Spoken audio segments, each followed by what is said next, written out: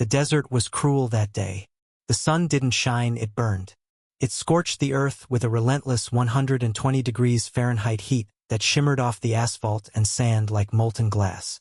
Miles from the nearest town, a crimson Peterbilt 389 rumbled steadily down a forgotten stretch of highway. Inside the cab, Jake Mallory, a veteran long-haul trucker with 2 decades behind the wheel, kept one eye on the road and the other on the temperature gauge. His trailer was loaded with 40,000 pounds of perishable goods, bound for a supermarket chain in Los Angeles. Time was tight, but Jake had been pushing through worse. At least that's what he told himself until the engine light flickered. "Not now," he muttered, easing off the throttle. But the temperature needle crept higher. Within minutes, the roar of his Caterpillar engine turned into a ragged cough. The smell hit next, hot coolant and burning oil. He yuled over onto the soft shoulder. The ground seemed to swallow his tires as if the desert itself wanted to keep the truck. When Jake stepped out, the heat hit him like a punch to the chest. The sand radiated upward, burning through his steel-toed boots.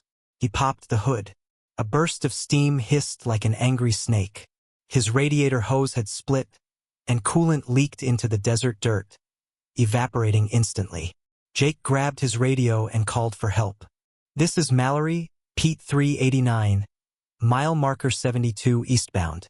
Blown radiator, loaded trailer, and I'm already sinking into the shoulder. Anyone copy?" Static answered. Cell service was just as bad. 2 bars that blinked in and out. He knew what that meant. He was on his own until another trucker happened by. An hour later, Jake's water bottle was half empty, his shirt soaked in sweat. The cab felt like an oven. That's when he saw dust on the horizon. Another big rig. Eddie Bulldog Harris, a stocky tow operator from Barstow, pulled up in a faded yellow Kenworth wrecker. "Looks like you found the worst place in California to break down," Eddie said, climbing out with a grin. But the smile faded when his boots sank into the shoulder sand. "This ain't good. You're sitting on powder." They hooked chains and tried to winch Jake's Peterbilt out, but the sand only swallowed the tires deeper. The sun beat down mercilessly, the steel chains too hot to touch without gloves. Eddie's wrecker strained, the winch cable humming like a high-tension wire, but the load wouldn't budge. "Too heavy, too soft," Eddie finally admitted.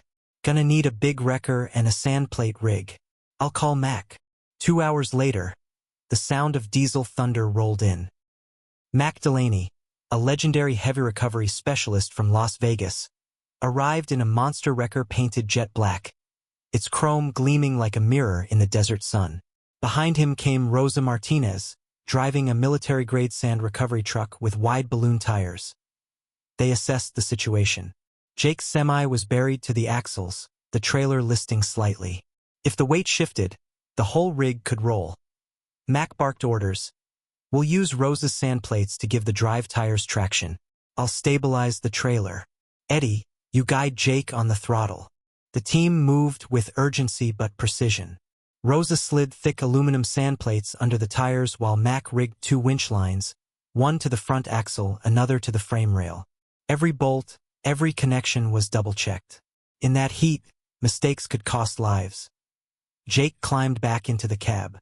Sweat rolled down his temples, his hands gripping the wheel. Eddie's voice came through the CB. "All right, Jake. When I say go, feather it. Don't spin." "Copy that," Jake replied. The winches groaned, cables tightening. Rosa's truck pulled from the side.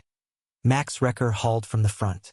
Jake eased on the throttle, feeling the vibration through the seat. The Peterbilt shuddered, then lurched forward an inch. Another inch. Suddenly, the right drive wheel found grip on the sand plate, spitting sand like a shotgun blast. The truck surged, and everyone yelled at once. "Hold it steady," Mac barked. "Don't let her roll." With one final coordinated pull, the semi roared free of the sand's grip, rolling back onto the cracked desert asphalt. Jake shut off the engine, stepped out, and looked at his rescuers. Their faces were streaked with dust, their shirts soaked through, their lips cracked from the heat. "You just saved 40,000 pounds of groceries and maybe my life," he said, voice rough. Mac shrugged. We save trucks. Saving lives is a bonus. They shared lukewarm water bottles under the shade of Mac's wrecker while the sun dipped low. The desert was quiet again, as if nothing had happened. But Jake knew he'd never forget the sound of those winches pulling him out of the jaws of the sand.